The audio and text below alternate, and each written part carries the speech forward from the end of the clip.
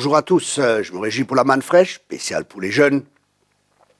Aujourd'hui, je vais parler de la sexualité et comment ne pas avoir de rapport sexuel avant le mariage. Et ça, c'est vraiment, tout le monde le sait, mais peu savent comment faire et se protéger justement pour cela. Et c'est pour ça que j'ai relevé 7 points qui vont vous aider justement à ne pas avoir de relations sexuelles avant le mariage. Premièrement, la sexualité commence dans les pensées. Donc il est important que vous ayez la victoire dans le combat qui se situe au niveau de vos pensées. Ça, c'est la première étape.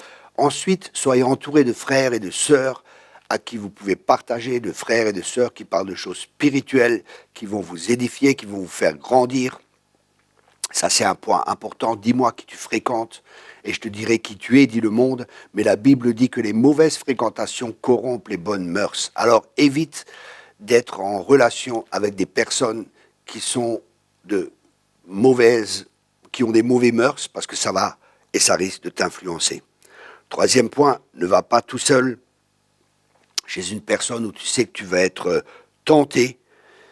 Et quatrième point, ne va jamais tout seul avec une personne ou être seul dans une pièce avec une personne de l'autre sexe, parce que là, il y a la tentation qui risque de venir. Et ne crois pas que tu es fort, parce que si tu crois que tu es fort, c'est là que tu es faible, mais c'est quand tu es faible, c'est là que tu es fort.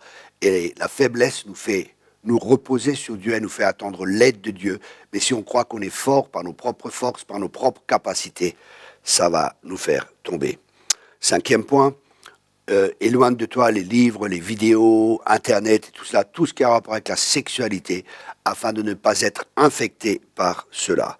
Sixième point, et une relation avec des pères, des mères spirituelles, avec des gens qui sont dans l'esprit, qui peuvent t'aider, où tu peux aller raconter tes problèmes et tes difficultés, pour qu'ils puissent t'aider, prier avec toi et te donner des clés, ou par leur expérience t'enseigner comment justement ne pas tomber dans le péché dans ce domaine.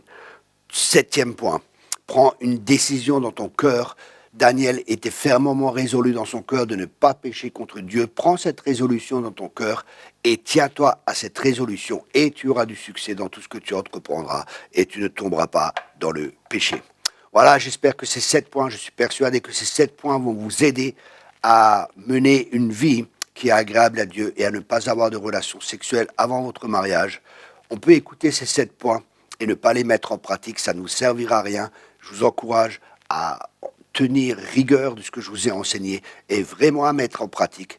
Et c'est alors que vous vous protégerez et que vous pouvez vous garder, parce que Dieu nous dit de nous garder nous-mêmes. Dieu nous garde, mais nous devons aussi nous garder nous-mêmes.